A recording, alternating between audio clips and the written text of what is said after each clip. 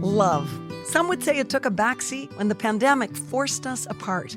As a family-run and proudly Canadian-owned company, Charm Diamond Centers saw the need to bring us together with tales of love and created the Canadian Love Map podcast. Since then, we've shared hundreds of real, uplifting stories that prove love conquers all. So thank you for listening. We couldn't do it without you. And remember, love starts here. What the world needs now is love. More love. Stars literally aligned. He's always been the one. There's someone out there for everyone.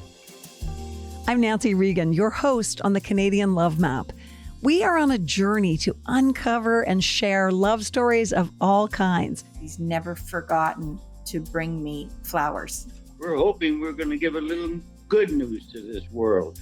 Even in these dark times, the life continues to go on. It's all about compassion, devotion, adventure, and of course, love. Everybody needs somebody. Everybody needs love. This is the Canadian Love Map. Well, love is the most important thing. What kept me going in my childhood was reading the works of other people. That's how I knew I wasn't alone. That's how I knew whatever I was going through wasn't that odd, that it was just actually part of the human experience. So if my work can be part of that for someone else, I mean, what could be better? Today's love story belongs to Jackie Torrens. How do you communicate with the world? Well, today's guest seeks connection through the stories she shares as a filmmaker, actor, and journalist. Jackie is one of Canada's brightest talents. Winning awards for performances on stage and screen, she has directed multiple critically acclaimed feature documentaries and broken glass ceilings as a writer. There's a good chance you've been moved to laughter or tears by her work on screens small and big over the last 25 years. Her creative love letters to the world are informed by a childhood filled with tragedy and an adolescence that forced her to firmly stand on her own 2 feet. But as you'll hear, Jackie has an inner strength that has propelled her through any obstacle society and fate served up. Today, her life is full of joy, love, and new opportunities to tell us stories in ways only she can. This is the Canadian Love Map. So happy to have you here. I've followed your career and we live in the same city and yet our paths have not crossed. Isn't that wild? It is. I think you've been avoiding me. Are we the only 2 people in this town who have never met? Yeah. The whole 1 degree of separation thing, it doesn't work for us, I guess. No, it doesn't. We know a lot of people in common. And true, yeah. It's great that we're meeting today. This is a podcast about love. And I would like by starting with that word and almost a word association in terms of how does love figure in your life right now? What does it mean to you in your life? Well, it's something really important in my life. It's been hard fought for in my life. So I suppose I would think of that word right off the bat, hard fought for. Mm. And it's infinite. You know, I've met lots of people where love for them is a really finite thing. And it's not for me. The more love you make, the more love is there. So those are just some initial thoughts that I have off the top about love and its place in my life. I love that. I have heard of a theory which resonated that what we lacked in our childhood is what we're actually here to teach or to give the world. Does that resonate for you? Wow, wouldn't that be great? I guess I always see myself as I want to be a student all my life. And I actually am at a place in my life where I've been a student and a teacher in different capacities. Teaching is not ever something I've thought of myself as being, although I have been, a writing instructor and mentored people. I feel like I have spent most of my life trying to learn how to be a loving person and learn what love is and to mitigate the effects of the opposite of love that have come in my life, which everybody has to deal with. So maybe if by example, I've been a good influence on other people, wouldn't that be great to think? But That's who where knows? I'm going with that, though, because you had a lack of connection, as I understand it, as a young child and, well, as a child, period, I guess. And now so much of your work is about connection. Yes, yeah. I actually gets the word empathy is thrown my way a lot when people are talking about my work. I was just having a meeting yesterday about a project I'm working on, and someone very kindly commented on the empathy that the writing seemed to show all the characters, even the less likable characters in the story. And I realized that, yeah, I've had that word thrown at my work a lot over my life, empathy. And that's probably the biggest search I've been on in my own life for, is to see and be seen, to understand and be understood. And story to me, which is my whole life's work, has always felt to me like, it's almost like a SOS code you're sending out to the world. You're creating something and you're sending it out there and you're wondering, does this resonate with you? Will this mean something with you? And when you get an indication back that something you've created has done that for someone else, then yeah, there's the connection right there. So yeah, very astute, Nancy. Yeah, I think I have been searching for a connection all my life, and that is my life's work. So let's go back and tell me your story so that our listeners understand, the fuller picture. I guess the word Dickensian is what I might use to describe parts of my upbringing. Although, Wow. When I think of what I went through, and then in the grand scheme of things of what people go through in life, there are lots of people out there who have gone through lots more difficult things than I've gone through. But however, all I can comment on is me and my story and what's happened to me. But I was, my parents, Pat and Barbara, I don't remember my mother. My mother died when I was a baby. I found out years later that actually she was diagnosed with her illness, terminal cancer, when they found out she was pregnant with me, and that the pregnancy with me accelerated the growth of the tumor, and which always made me feel like I had a twin, and the twin that I had was this tumor that was taking my mother's life away as I was simultaneously growing into my own life. And that's powerful. It was quite a start. And so when I was born, she had a double mastectomy right away. She was in and out of the hospital right away. And before I was 2 years old, she died. So I have no memory of my mother. And in fact, I didn't even have a picture of my mother and I together until I was in my mid-20s, and kind of came across one by happenstance. So my mother growing up was a complete mystery to me. My father remarried very soon after my mother died. I had an older brother and an older sister, and then there was me. And then my father married this woman who brought with her 2 children. And then a few years after that, my father died. So I was 11 when my father died. By that point, my older siblings had left the house. For the next 3 years, I lived with my stepmother and her 2 biological children, and that was really difficult. They were a unit, and I was not part of that unit. I ran away a lot when I was 14. I finally successfully was able to leave the home when I was 16. So you left when you were 16, did you say? Yeah, I ran away. I started working full time when I was 12. No one would give me a paying job. So I actually found a volunteer job at the local hospital. And in the summer times so school was a safe place for me to go, even though school actually was not a place I liked being at too much, because I actually was a terrible student because of what was going on in my home life. I was failing every single subject, including shop and gym and all the rest of it. But school was still a respite. I would rather be there than at home.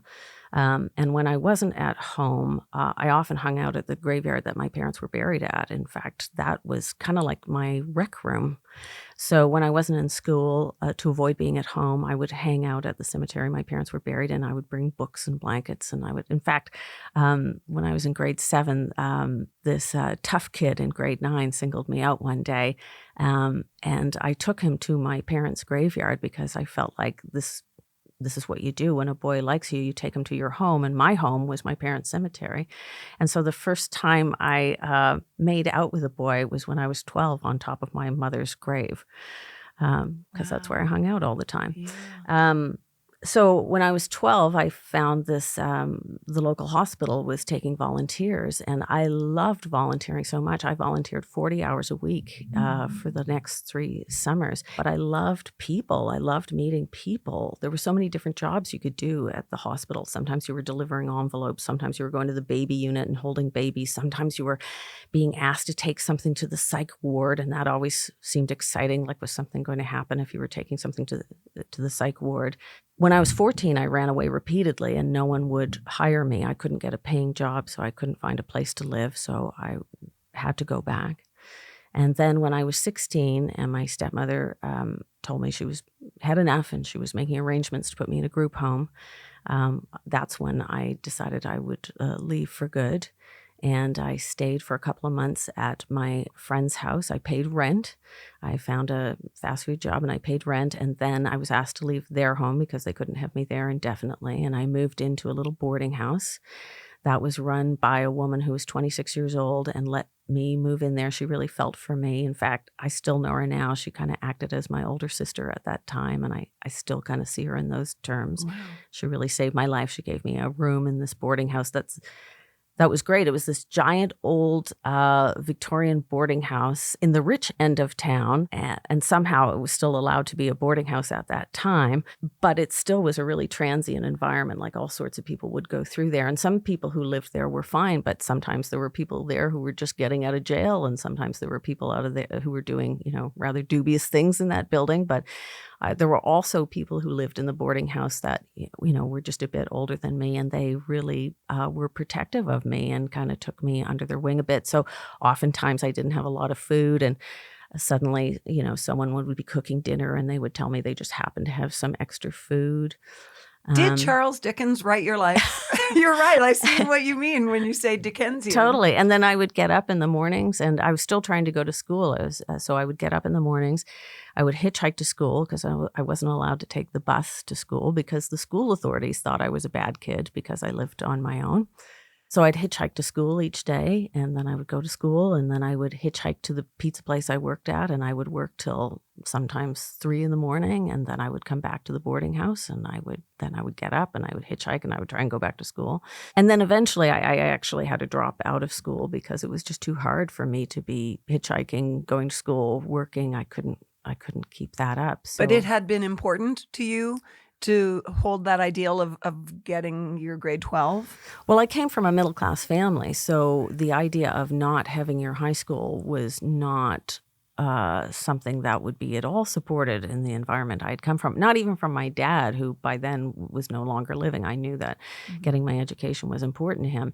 So when I dropped out of school, because again, I was a horrible student, very distracted in school, I decided I was going to write a novel, that if I was dropping out of school, that would be fine, but I was going to write a book.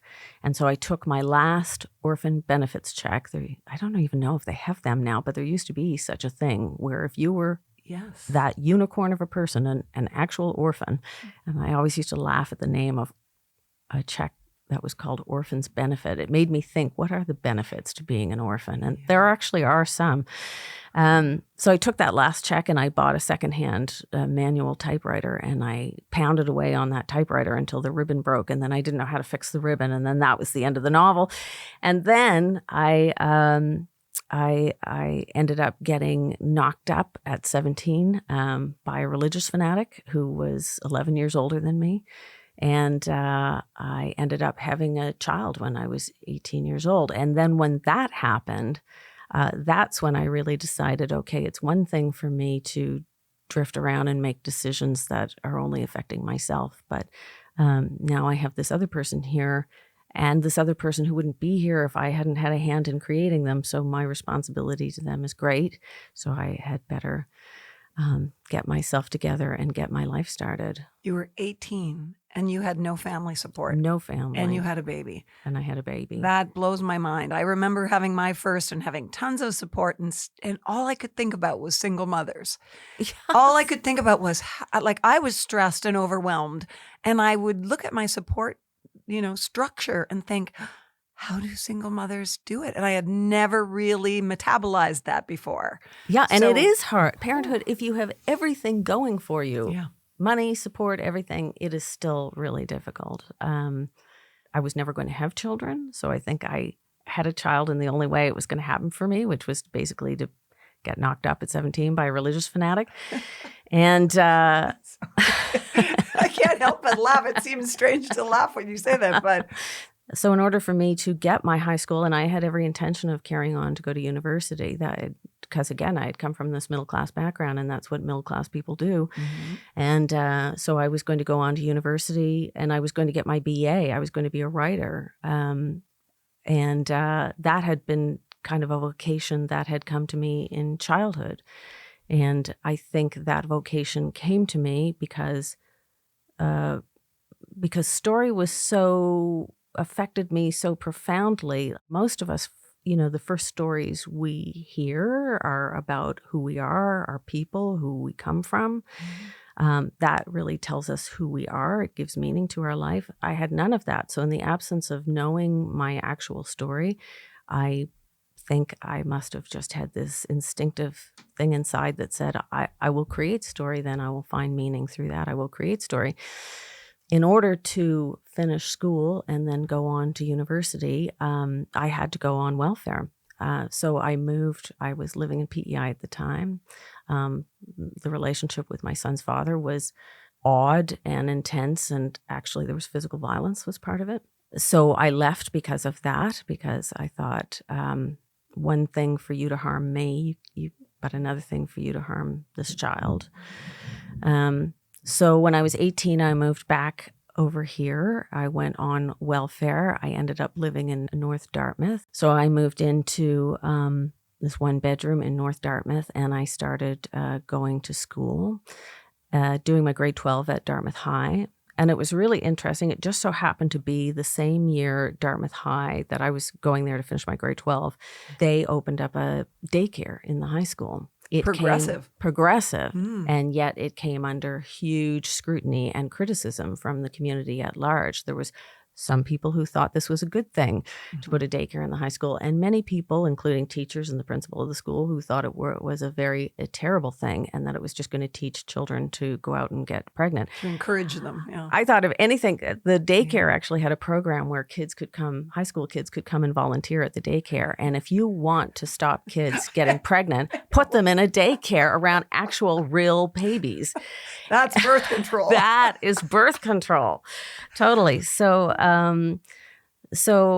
it was a really difficult year. We were in danger of losing that daycare all the time. There was 12 girls. I was one of 12 girls. We were trying to go there to get our education, finish our education. And so I had mixed messages coming at me all the time. There were people who felt like, you slut, you made your bed, you should lie in it. The same people who would complain about having to pay taxes that would go towards income assistance. So they wanted you to stay stuck in this position so that they could keep blaming you for the position that you found yourself in. Mm. I would have teachers that would, say to me at the end of class, they would take me aside and say things like, we think you are a good girl, but we just don't think this daycare should be there. This daycare allowed me to keep nursing my child through me going to school as well. There was many good things.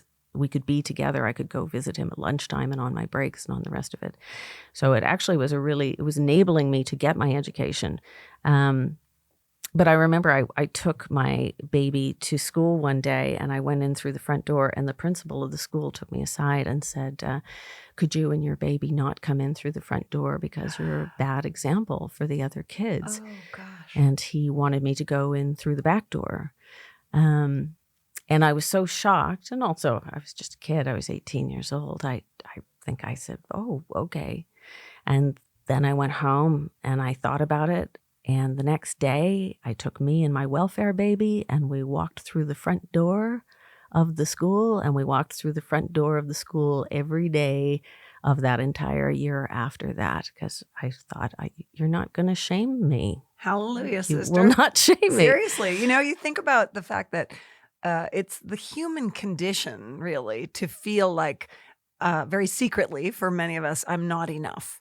And when you've got people sending you that message from different directions all the time, when you're, struggling as an 18-year-old to bring up a baby. I can't even imagine. Yeah, it was so hard. I ended up being on income assistance for 4 years and actually ended up being able to go to university, which you could do when you were on income assistance at that time. So as hard as life was on income assistance when I was on it, it's even harder now because now there's basically no opportunity for you to go on to post-secondary education, which makes no sense as far as I'm concerned. Out of the 12 girls that went to school that year, we all graduated, and 11 out of 12 of us went on to post-secondary education.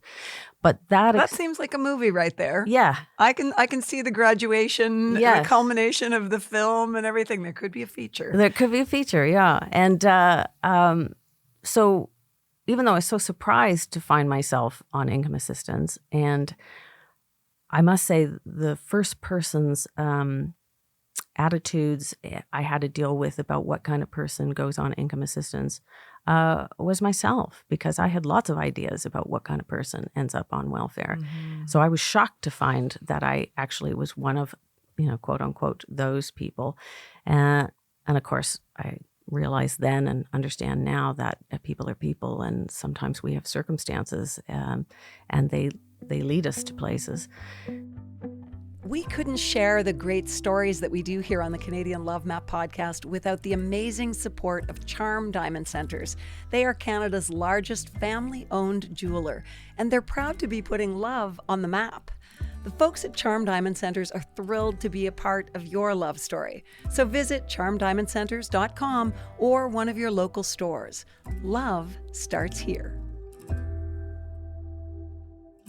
But that would also be a strong set of roots for your empathy as well, to understand what it's like on the other side. Well, I certainly don't put a lot of value myself in status. So I can tell you actually, years later, my first job acting in television was a really fortunate job. It was on a series called Made in Canada. With Rick Mercer. Yeah, I had never done anything before. I ended up doing all 5 seasons of the show. I felt so weird about it my first season. I didn't quite know what to do with it, that I volunteered in the mornings with a group that was helping homeless people try to find employment. And then I would go to the studio in the afternoons and do this acting job that I was getting more money for than I had ever made in my life. And I didn't quite know what to do with that. So I balanced it out by trying to do this other work. And in the midst of that, I got an invitation to, we had a friend, my partner and I had a friend, and his girlfriend really wanted to meet me because she loved the show I was on. And that was normally not an invitation I would ever accept, because I've never really been very comfortable with that kind of attention. Status. Yeah, right. So, but as a favor to my friend, I ended up going. I go to this woman's house. Unbeknownst to me, she has invited a dozen of her neighbors over because an actor from that show is going to be in her house. And not only that, she's set up a formal dinner. I thought I was going to meet someone's girlfriend and we'd have a beer and, that would be about it. And she starts telling me about her job. And then at one point, she starts complaining about all the people on welfare who go to the emergency ward and how they're allowed to get taxi chits when they are finished seeing the doctor so they can take a taxi home. Oh, she didn't know what she was, she didn't know what Pandora's box she was opening. And I remember she said, it must be nice to get a free ride.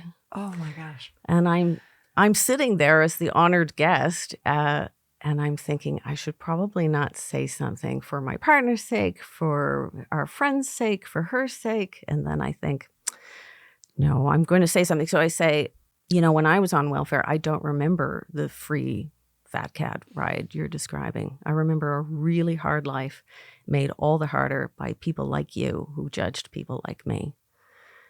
And the room went quiet. Very quiet. And I thanked my hostess for the evening, and I got my coat and I left.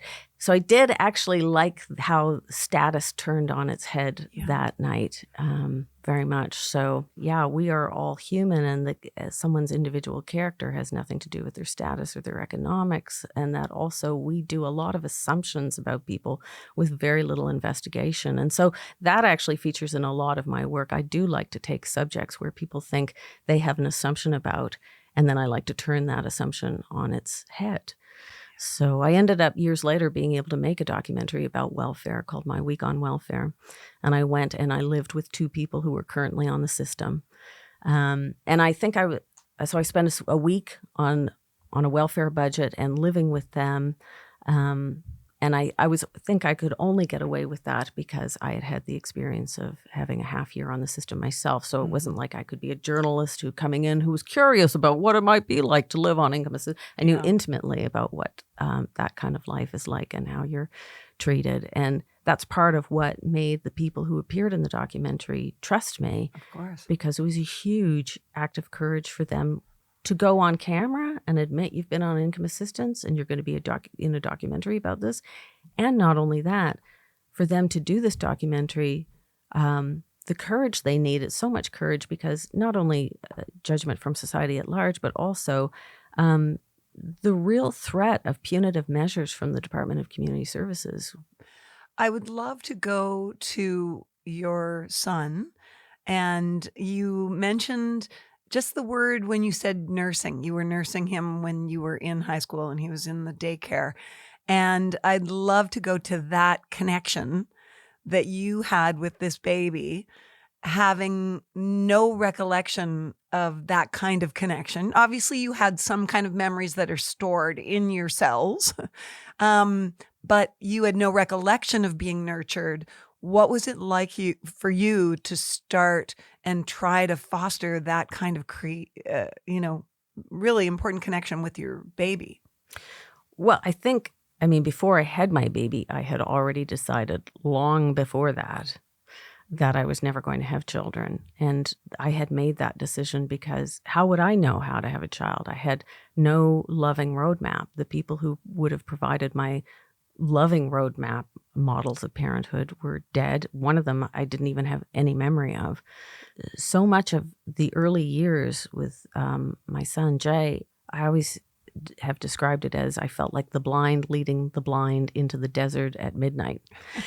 And as you know, the job of parenthood, I think one of the big jobs is that no matter what's going down, no matter what's falling apart, you as the parent, you have to be the calm. You have to be the captain saying, it's fine. I know where we're going. We're going over here. Just follow me. This is where we're going.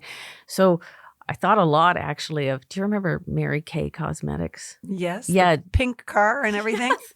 Yeah. You could get a pink car if you sold enough makeup and pink Cadillac. Yeah. And the logo of Mary Kay, this woman in the States who created this company, was fake it till you make it. So I thought a lot of fake. I don't know what I'm doing, but I'm going to fake it till I make it. I knew that even if I felt like not at all calm and that I didn't know where I was going, that I had to fake it for this child so this child could feel secure. I think also what was really unexpected was it was so healing. I don't think anyone should have children so that they can heal their trauma. But inadvertently, there were many healing things for me that came out of being a parent. One being, when my child was born and that really distinct love that you feel for your child, which is unlike any other love. It's unlike friendship love. It's unlike romantic love. It's unlike love for humanity. You will always do for this person. You will always owe this person. And it's not at all a reciprocal relationship that way. The way you feel about what you owe to them, they certainly don't and shouldn't feel like they owe that to you. They'll feel that for their own children. If my laughter comes out of the fact that I have 3 kids. Yeah. I get it. Yeah. So I was head over heels in love. I couldn't believe how intensely I felt for this child. And then very quickly the realization that this is what my mother must have felt for me. And so I knew for the first time when he came into this world how loved I must have been and how healing that was for me. It's fascinating when you think so many of the adults around you, even teachers and principal, whatever, were shaming you for having made this mistake that was presumably going to ruin your life. And ruin his. And yet it changed, like I think of a switcher in a railroad. It kind of changed your whole track of your life. Yeah. Yeah. Can I swear on this podcast? Hell Probably. Yeah. I got my shit together. Right? Yes. Because I had to. So when I went back to get my grade 12, I dropped out and I was going to write my novel, and that didn't work out. I don't know if I would have gone back to school if I hadn't had this child. As soon as I had this child, it was like, I better get this together. I went back to school. I graduated. I then went on to university. I took this BA where talk about orphan benefits. I think if I had had live parents around, they would have been saying, I don't know that you need to study English literature right now. Maybe you need to do something more practical. But one of the benefits of being an orphan is that there's no one there to tell you what you're going to do with your life. So it really is all up to yourself. And I had never questioned that I was going to be studying English literature. I needed that basis for what I was going to do with my life. I needed that information. So, when Jay was born, I went back to school, and then I went on to university. I didn't even know there was such a thing as the Dean's List until I found out I was on it. And then, and all my marks were fantastic when I was in university studying what I truly wanted to study in the first place. So I did great without even intending to. I was just so engaged with what I was learning. There a lot of good things came for me having my child. And bless him, I don't think, he hasn't had an easy go of it. It's not like starting the world, entering the world as the child of an orphan teenager is any great shakes. But he loves me. We are close. He's in my life. I'm in his life. I'd like to think, he's an adult now. I think when your kids are adults, my goal was if I can just get to the point where he sees me as a trusted advisor, won't that be great? And that's the position I think I kind of have with him today, which is a miracle because I didn't come from that. So to have a successful relationship with my child, that's wonderful and a miracle. And he has amazing compassion and empathy for me and the circumstances of how he came about in this world, which I'm grateful for. So in a way, he gave you the gift of connection and also a sense of purpose. Oh, yes. And your path shifted. How did it take you further into the world of story as a tool and a purposeful tool? So in my early 20s, when I was in university, all I was going to do was study poetry. I had no intention of going towards story at all. I thought poetry was the best kind of writing. And I studied under actually a Nova Scotian poet called Don Demansky. I don't know if you've ever heard of him. He was from Cape Breton. He died just a few years ago. He was had an immensely successful career in poetry. So he had almost 30 years experience under his belt by then. I, by contrast, had no conception of the fact that artists need time to develop. I think maybe in Europe, if you're born in Europe, you have a different idea of artistic development because you're surrounded by art that has literally taken, in some cases, hundreds of years to build. I remember seeing Brunelleschi's dome one time in Florence and realizing it had taken 350 years for that dome to be built, so that Brunelleschi had designed it knowing that he would never see it, his kids would never see it, his grandkids would never see it, his great-grandkids, maybe his great-great-grandkids would see what he had created. That's an entirely different approach to creation than I feel like we have in North America, where there's very little discussion of artistic development, how long artistic development it takes to learn your craft. I think I felt like I should be born genius. I should be born a prodigy. And when it was really obvious I was not a prodigy, that was really tough to deal with. So as much as I learned a ton from Don, and it was a real boot camp for learning metaphor, which is what poetry is really, I also crumbled under the weight of studying with this person who I felt was such a great writer, and with no concept of you just have to apply yourself and wait and you might get somewhere there down the road. So I actually ended up having a 3 years block of writer's block while I was working with him. And I didn't think I was ever going to write again. And it was really distressing because, as you say, that had been my entire life's purpose. If I wasn't going to be writing, what was the plan? I had never made any plan B. Was that pure intimidation? Yeah. Yeah. Yeah, totally.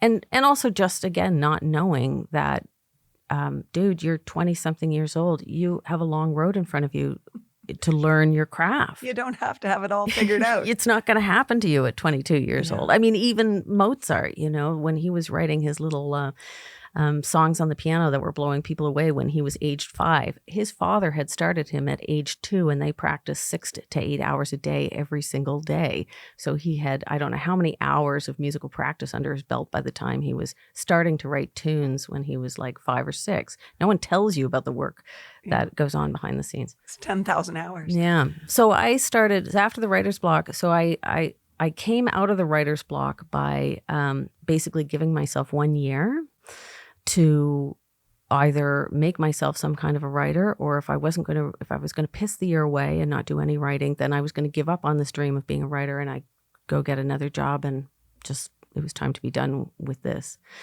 And in that year, at the first part of it, I still couldn't write. I was in writer's block. So I told myself I had to be in this study, that I had this room. I had to be in there for 6 hours a day. And if I wasn't writing, I would be reading. And I had to be reading material that was related to what it was I wanted to write. Wow, that's discipline. So I started reading all these poets. And then I would often do writing exercises where today it would be like write a poem in the vein of Sylvia Plath, or write a poem in the vein of Mark Strand. So I gave myself my own education that way. But what ended up being written at the end of that year was not poetry, but a play. And it was basically a biographical play about a writer who couldn't write. So I ended up performing that play. And that's how I started writing for theater. And that's how I started acting for theater. And acting and writing for theater is what led to me acting and writing for television. Mm-hmm. And making documentaries and making story such a big part of your life. Yeah, documentary only came about 15 years ago. And about 15 years ago, I did radio documentary. And I've only been doing documentary film for the last 10 years. And is it a culmination of the other artistic endeavors you've had? It's not. At first, when I left poetry and started writing and acting for theater and then getting into TV, I was really upset with myself. I thought I was not being serious, that I was flitting around from genre or format, and that if I was a really serious person, I would pick one and apply myself to it. But now that I've had so many years of it, I realize the thing that is in common with all of the disciplines I've worked in is story. Mm-hmm. That is the North Star. And it can shift a little. It might look a little different if it's documentary as opposed to, television writing for a show like Trailer Park Boys, which I was the first girl writer for, first and only second of. No easy gig, that one. That's a whole other episode. That's a whole other episode. But, story is the thing that has remained consistent. And so to me, documentary is not a culminating thing. Each new genre I go into, I get to be a student again and learn again. So Jessica Brown and I have a company called Peep Media. It's a female-owned production company here in town. And that's where we've done our docs. But we're also now getting into narrative features. And so I have a narrative feature right now in development.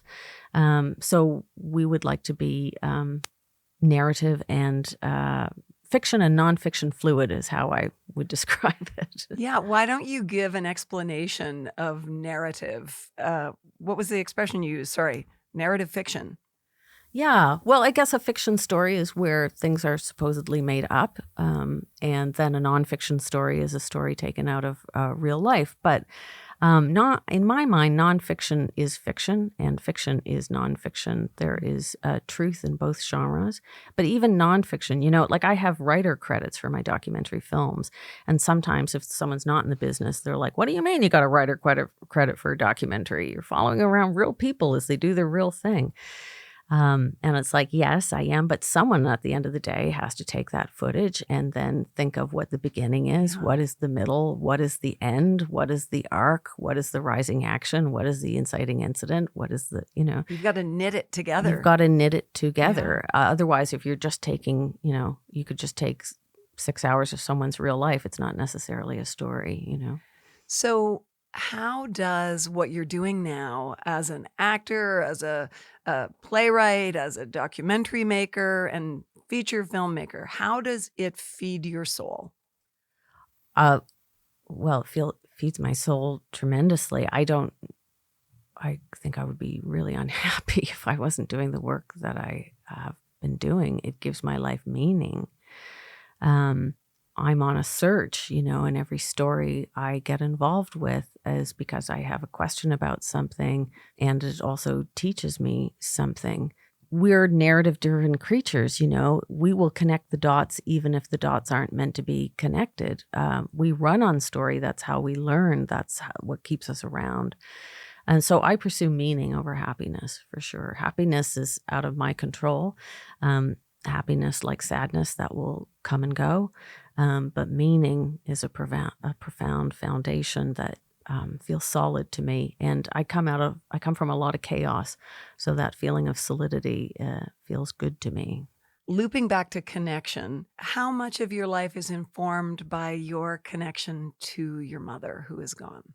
When I was acting in theater, I ran into a woman who had been a friend of my mother's.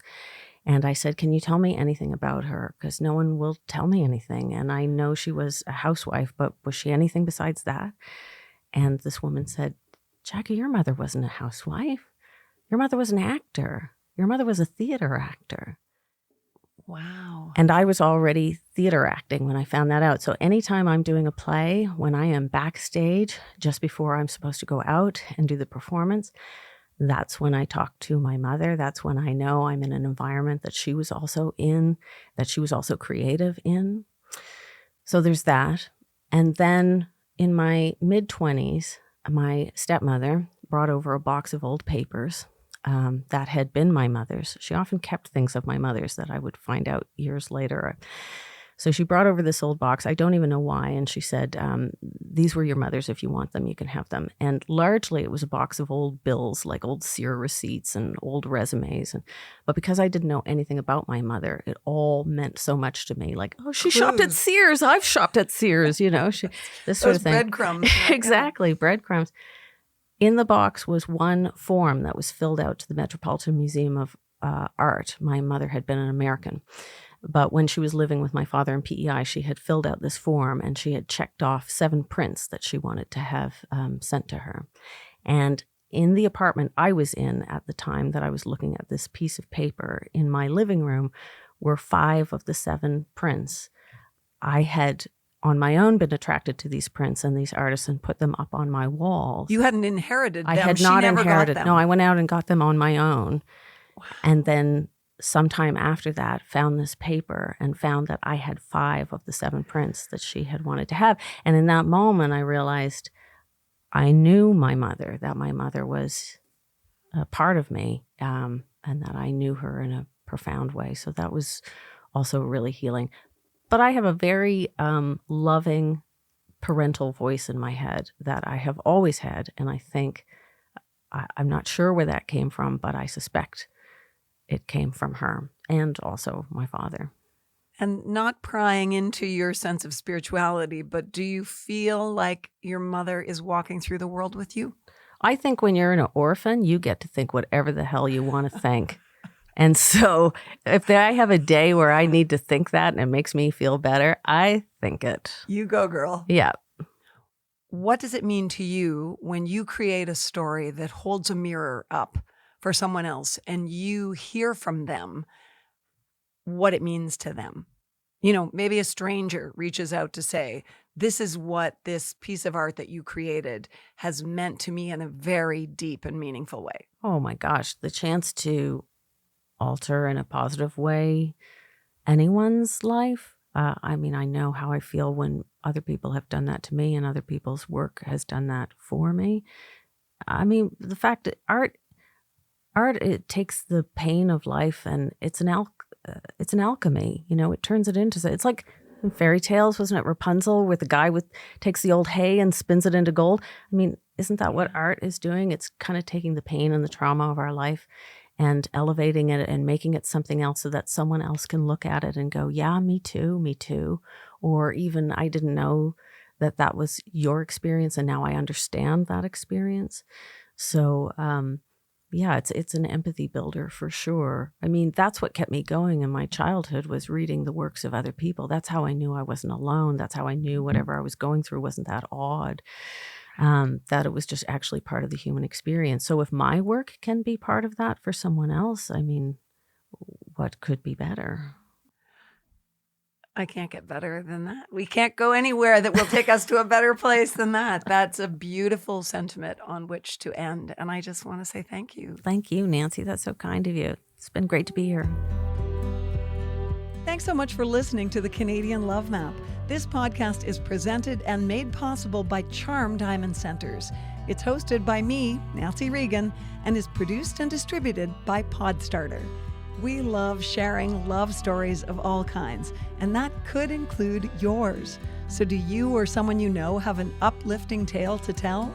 Reach out to us on Facebook or Instagram using @CanadianLoveMap or email producer@podstarter.io. We'll be back next week with another love story to add to the map.